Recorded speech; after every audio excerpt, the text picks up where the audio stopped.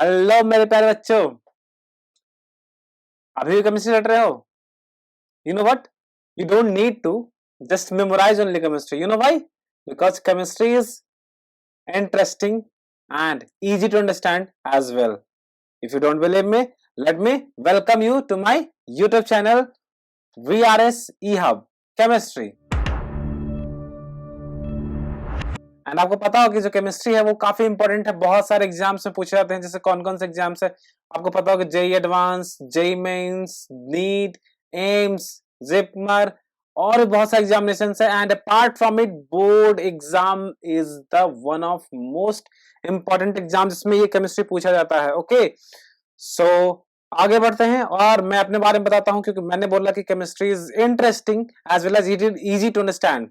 तो क्या आपको मेरे बात पर भरोसा करना चाहिए या नहीं करना चाहिए? Okay, so let me give a brief intro about myself. So this is me, Vikas Kumar, also known as VKH sir. आपको पता है कोटा कल्चर, तो I was popular as VKH sir at Kota. Okay, and I was chemistry lecturer there. ये still अच्छा नहीं लगा था, इसको मैंने घुमा दिया. ओके, सो मैं अपने बारे में बता रहा था. तो I was student of super 30 batch 2010-2012. Super 30 आप सबको पता होगा. ओके, नहीं पता है तो एक और मूवी देखना, that's a worth watch movie. ठीक है, एक आइडिया मिल जाएगा सुपर 30 क्या है. And after super 30 I have completed my graduation from NIT Rourkela. Most of you know what is NIT. Okay, and how prestigious NIT is. Okay, so after completing my graduation from NIT Rourkela, I have started my career with resonance adventure. You must be knowing कि कोटा में resonance adventure एक बहुत ही अच्छी and repeated coaching है. ठीक है, and उसके अलावा मैंने आकाश के साथ भी काम किया है कुछ दिन तक. Okay, so this was a very brief intro about me. अब आपको मेरे बात पे भरोसा करना है कि नहीं करना है, इतना देख करके आप डिसाइड कर सकते हो. Okay, so if you have decided to believe on me, then move on to next slide, and this is equally important for you.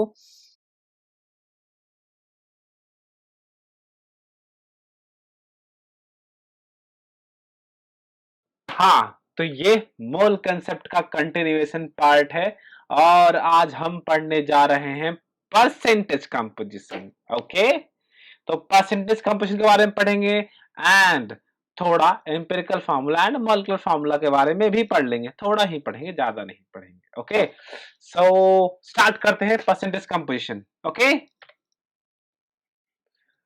तो परसेंटेज का मतलब ही पता है, ठीक है, और कंपोजिशन का मतलब ही बता देंगे हम, तो पता चल जाएगा परसेंटेज कंपोजिशन होता क्या है. ठीक है, इसको ज्यादा ध्यान नहीं देना, इग्नोर करो इसको. एंड हम लोग बात करते हैं परसेंटेज कंपोजिशन. अगर जो मान लिया जाए कि हमारे पास क्या है, कहीं कोई कंपाउंड दिया हुआ है, ठीक है, और उस कंपाउंड में हमको क्या करना है, उसमें हर एक एलिमेंट का परसेंटेज निकालना है. तो उसी के बारे में जब परसेंटेज निकाले तो उसको हम लोग क्या बोलेंगे, percentage composition. For example let's say कि हमारे पास क्या है, CaCO3 है. ठीक है, हमारे पास क्या है, कैल्शियम कार्बोनेट. तो अगर जो कैल्शियम कार्बोनेट है इसमें कितने टाइप के एटम है, एक तो मेरे को दिख रहा है कि यहाँ पे क्या है, कैल्शियम है, और क्या दिख रहा है कि यहाँ पे कार्बन है, और यहाँ पे क्या दिख रहा है, ऑक्सीजन O3. ठीक है, तो सबसे पहले यही बात कर ले कि परसेंटेज एक्चुअली होता क्या है. ठीक है, तो व्हाट इज दिस परसेंटेज. तो बेसिकली परसेंटेज को हम लोग ऐसे नोट करते हैं. तो ये परसेंटेज इक्वल टू क्या होता है, गिवन अपॉन टोटल इनटू 100. तो बेसिकली यही होता है परसेंटेज. ठीक है, तो हम यहाँ पे बात करने वाले किसके बारे में, परसेंटेज कंपोजिशन. मतलब कि किसी भी एलिमेंट का उस पर्टिकुलर मॉलिक्यूल में कंपोजिशन क्या है. ठीक है, तो जैसे में मेरे को यहाँ पे दिख रहा है, क्या दिख रहा है कि यहाँ पे कैल्शियम है, यहाँ पे कार्बन है, यहाँ पे ऑक्सीजन है. तो इस कैल्शियम कार्बोनेट में इस कैल्शियम का कंपोजिशन कितना होगा, कार्बन का कंपोजिशन कितना एंड ऑक्सीजन का कंपोजिशन कितना होगा अकॉर्डिंग टू मास. ठीक है, तो मेरे को सबसे पहले ये पता करना पड़ेगा इसका टोटल मास क्या है. ठीक है, तो total mass of this calcium carbonate is how much, 40 plus 12 plus 6 into 3 48. जो कि किसके बराबर होगा 100। चलो डेटा सिंपल रहेगा हमारे लिए, ठीक है। तो हम बात करते हैं इसमें कैल्शियम कितने हैं, तो हमारे पास पता है कि मेरे को इसमें कितने कैल्शियम है, 1 कैल्शियम है, ठीक है, 1 Ca एटम, ठीक है। इसमें क्या है, एक ही कार्बन है, जो कार्बन है वो भी कितना है 1 C एटम।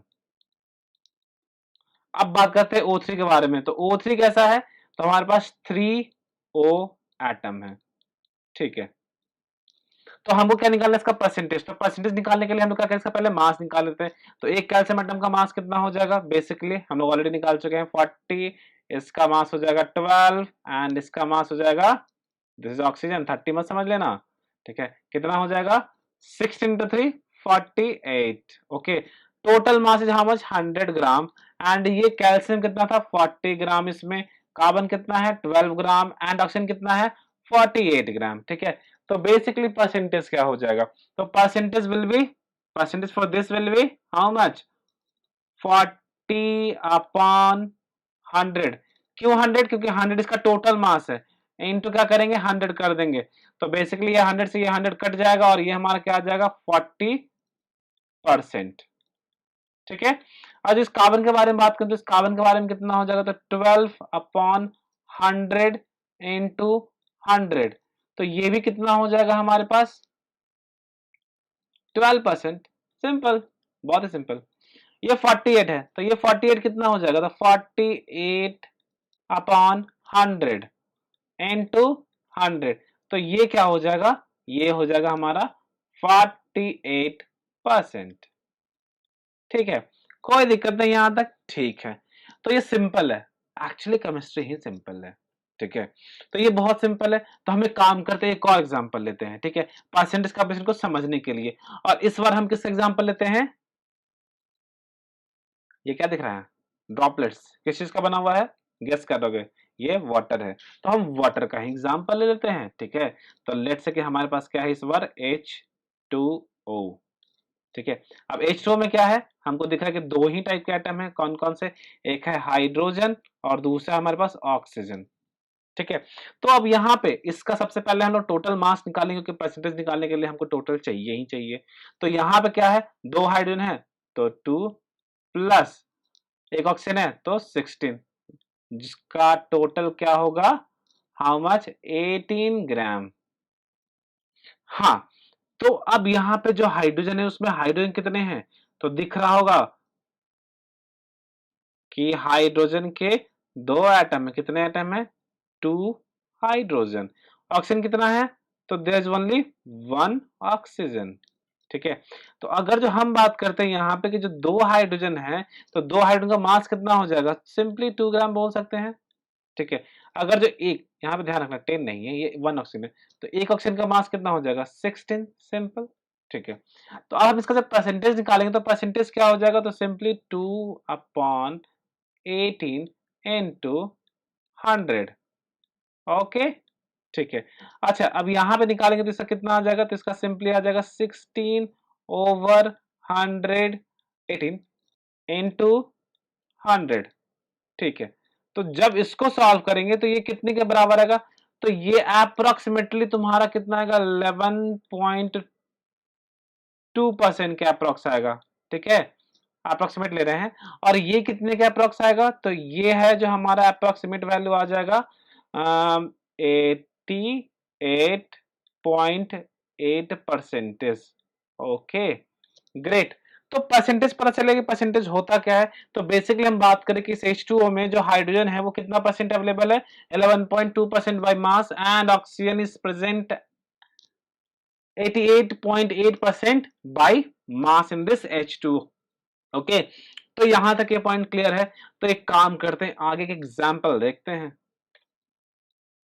क्योंकि जितना एग्जाम्पल करें उतना ज्यादा अच्छा है हमारे लिए, ठीक है। तो एक काम करो, इस क्वेश्चन को खुद से ट्राई करो, ठीक है। हालांकि सॉल्यूशन तुम्हारे सामने है, बट फिर भी इस वीडियो को पॉज करो एंड उसको सॉल्व करने की कोशिश करो,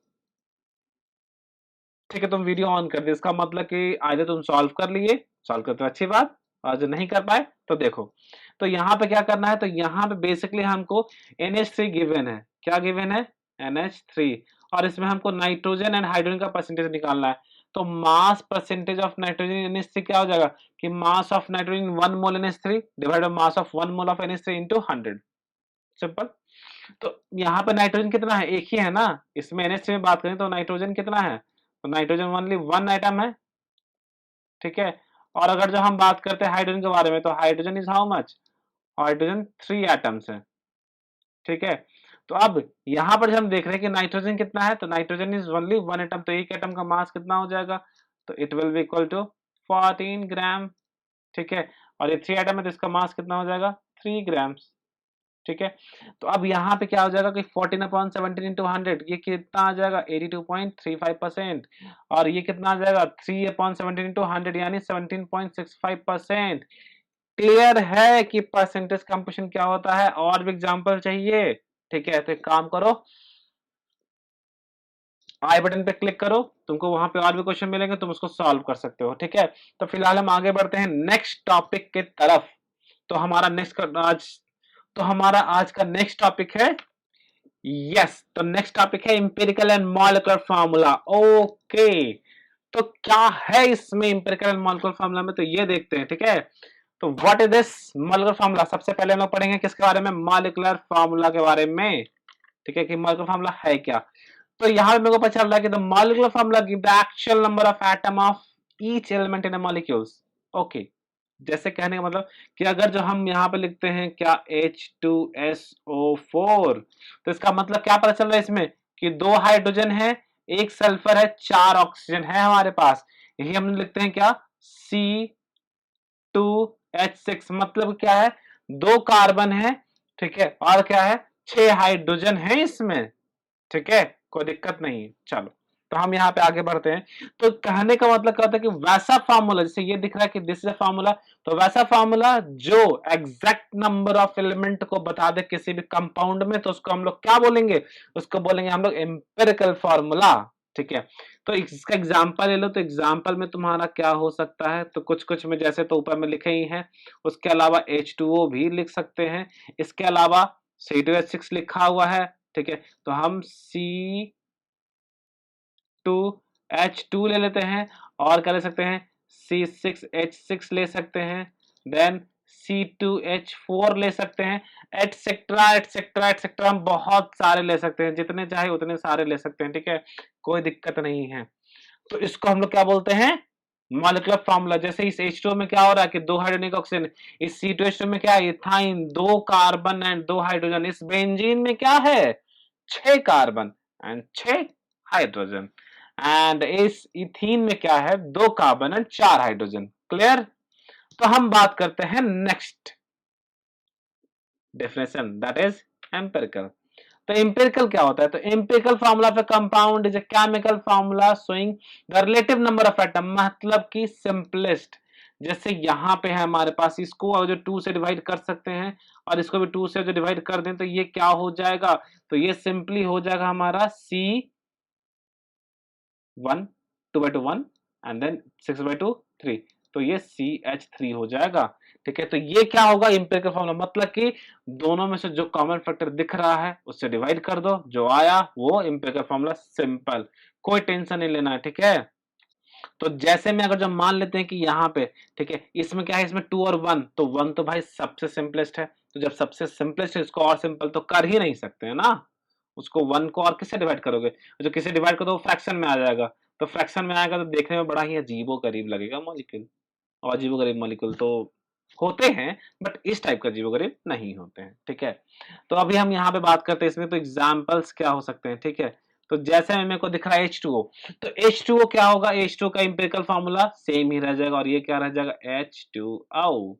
ओके, नेक्स्ट हम बात करते हैं किसके बारे में, C2H2, ठीक है। तो C2H2 में क्या हो जाएगा, तो यहां पे मेरे को दिख रहा है कि इसको हम 2 से डिवाइड कर सकते हैं एंड इसको भी 2 से डिवाइड कर सकते हैं, क्यों, 2 इज कॉमन फैक्टर, तो यहां पे क्या हो जाएगा CH is the empirical formula of ethyne.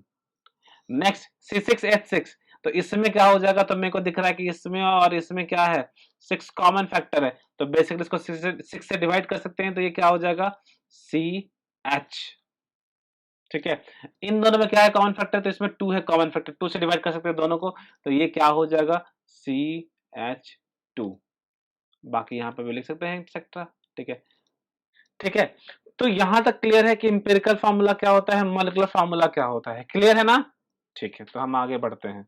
ठीक है, तो हम आगे बढ़ते हैं किस चीज की तरफ, तो इसके मैथमेटिकल रिलेशन की तरफ, कि ये जो इंपेरिकल फार्मूला एंड मैथमेटिक जो मॉलिक्यूलर फार्मूला है वो दोनों कहीं ना कहीं क्या है, रिलेटेड है।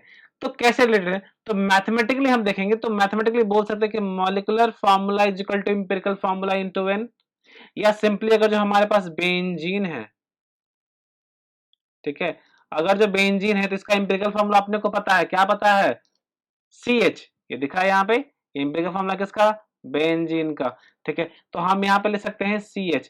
अगर जो हम लोग क्या करेंगे, CH को जो मल्टीप्लाई कर देंगे 6 से, तो यहाँ पे क्या आ जाएगा, C6H6, तो ये क्या हो जाएगा, बेंजीन, जो कि एग्जैक्ट मॉलिक्यूलर फार्मूला है। ठीक है, C6H6 molecular formula and CH is empirical formula. अगर जो मान लो कि हमारे पास क्या है, इथाइन है, तो इथाइन का क्या होता है, इथाइन का CH ही होता है हमारे पास, क्या एम्पिरिकल फार्मूला दिख रहा होगा यहाँ पे। ठीक है, तो इसको 2 से मल्टीप्लाई कर दिए, तो जब 2 से मल्टीप्लाई करेंगे तो यहाँ पे क्या हो जाएगा, C2H2 हो जाएगा। तो ये इथाइन का एग्जैक्ट मॉलिक्यूलर फार्मूला हो गया। ठीक है, तो कंफ्यूज कर रहे हो कि यहाँ पे एम्पिरिकल फार्मूला दो सब्सटेंस का सेम हो गया, तो भाई यहाँ पर क्या है, ये रेशियो, और रेशियो क्या हो सकता है, तो रेशियो तो किसी का कुछ भी आ सकता है। तो basically empirical formula of two compound can be same, cannot be same। ठीक है, दूसरा empirical formula and molecular formula of any compound can be same and cannot be same। just like इसमें मेरे को दिख रहा है H2 वाले में कि empirical formula and molecular formula क्या है, सेम है। ठीक है, बट इसमें मेरे को दिख रहा है कि ये molecular formula है और ये empirical formula दोनों सेम नहीं है, बट ये इथाइन का, इथीन, हाँ सॉरी, ये इथाइन का और ये बेंजीन का, ये दोनों क्या है, सेम सेम है। ठीक है, ये इथाइन का, ठीक है, और ये किसका है, बेंजीन का, तो ये दोनों का अलग अलग है, बट ये जो CH जो है वो दोनों के आपस में सेम है। तो empirical formula of two different compound can be same. ठीक है, तो अब यहाँ पे दोनों में क्या होता है, एक रिलेशन को हम लोग क्या करते हैं, मल्टीप्लाई करते हैं किससे, n से। तो n क्या होता है, ये वाला 6 जो नंबर है ना, 6, यहाँ पे जो 2 है ना, इसको हम लोग मल्टीप्लाई किए तो यही क्या है, n नंबर है। ठीक है, तो ये नंबर आएगा कहां से, तो बेसिकली ये नंबर आएगा यहां से कि n is equal to what, molecular formula mass divide by empirical formula mass. ठीक है, तो molecular formula mass divide by empirical formula mass होता है। कोई दिक्कत नहीं यहां तक? ठीक है, तो अब यहां पे शायद ये दिख नहीं रहा होगा, ठीक है, बट फिर भी ध्यान रखना कि n इज इक्वल टू क्या है, molecular formula mass divide by empirical formula mass. ठीक है, अब दिखा? ठीक है, तो अब क्या होता है कि n is equal to molecular formula mass divide by empirical formula mass. ठीक है, अगर जो इससे हम लोग दोनों एक दूसरे को डिवाइड कर देंगे तो यहाँ पे n का वैल्यू आ जाएगा, जस्ट लाइक कि CH का मास इज हाउ मच, 12 + 1 13, और अगर जो इसका मास के बारे में बात करें तो इसका मास कितना होगा, 78। ठीक है, तो अगर जो n का वैल्यू निकालेंगे तो n will be how much, 78 divided by 13 which will equal to 6।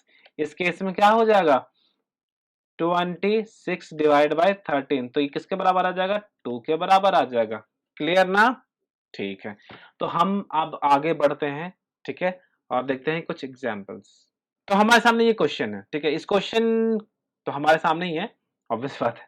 ठीक है, तो इस क्वेश्चन को सॉल्व करना, तो ये क्वेश्चन क्या बोल रहा है कि acetylene and benzene both have empirical formula what, CH, molecular mass of acetylene and benzene are 26 and 78 respectively, deduce their molecular formula।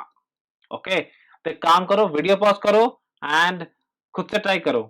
तुम वीडियो रिज्यूम किए हो, तो जब तुम वीडियो रिज्यूम किए हो इसका मतलब क्या है कि आइदर ये क्वेश्चन तुमसे बन गया है, बन गया है तो इट्स वेरी गुड, और अगर जो नहीं बना है तो सीखो हमारे साथ। ठीक है, हम सिखाते हैं तुमको। ठीक है, तो कैसे होगा, तो बेसिकली यहां पे दिख रहा है कि दोनों का एम्पिरिकल फार्मूला क्या दिया हुआ है, CH का मास कितना, 13, अभी जस्ट बात किए थे। ठीक है, तो अब यहाँ पे क्या होगा, तो वही रिपीट करेंगे जो हम लोग पहले देखे थे। ठीक है, तो एम्पिरिकल फार्मूला मास निकालेंगे सबसे पहले, तो एम्पिरिकल फार्मूला मास कितना है, 13। ठीक है, और मॉलिक्यूलर फार्मूला कितना दिया हुआ है एसिटिलीन का, तो 26, क्या दिया हुआ है, 26। तो n का वैल्यू निकालना पड़ेगा, क्योंकि n का वैल्यू आ गया तो हम उसका मॉलिक्यूलर फार्मूला निकाल सकते हैं। तो n is equal to what, molecular formula mass divided by empirical formula mass. दिख रहा है यहाँ पे फार्मूला, ठीक है, इज इक्वल टू व्हाट, 26/13। ये किसके बराबर आएगा, 2 के बराबर। तो हमको क्या करना पड़ेगा, cs में 2 से मल्टीप्लाई करेंगे, तो n into empirical formula of the compound, तो 2 इंटू cs क्या हो जाएगा, C2H2। तो molecular formula will be C2H2, so this is ethyne या एसिटिलीन। ठीक है, तो आगे बढ़ते हैं, तो बेंजीन के बारे में बात करते हैं। सिमिलरली बेंजीन के लिए क्या होगा, तो calculate the value of n, तो n is equal to what, molecular formula mass divide by empirical formula मास।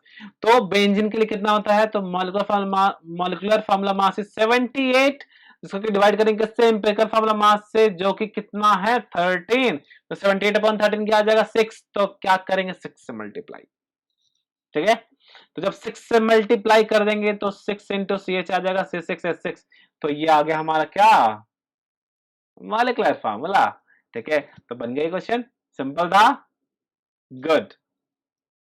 जाते थे मैं आपको एक और बता दूं फिर से कि हम लोगों ने एक ऑनलाइन प्लेटफॉर्म लॉन्च किया है, that is VRS E-Hub।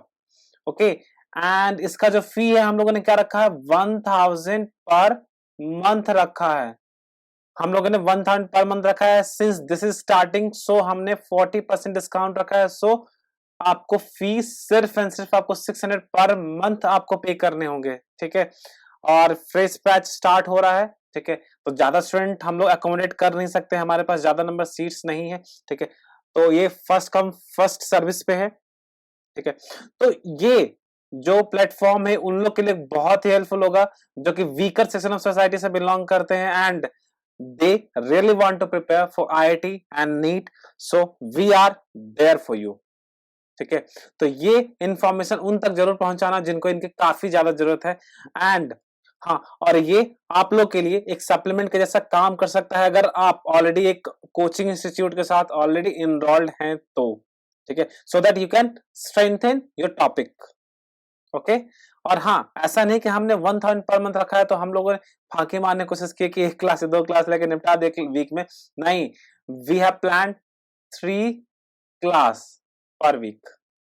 Okay, so if you are enough dedicated, then come to us।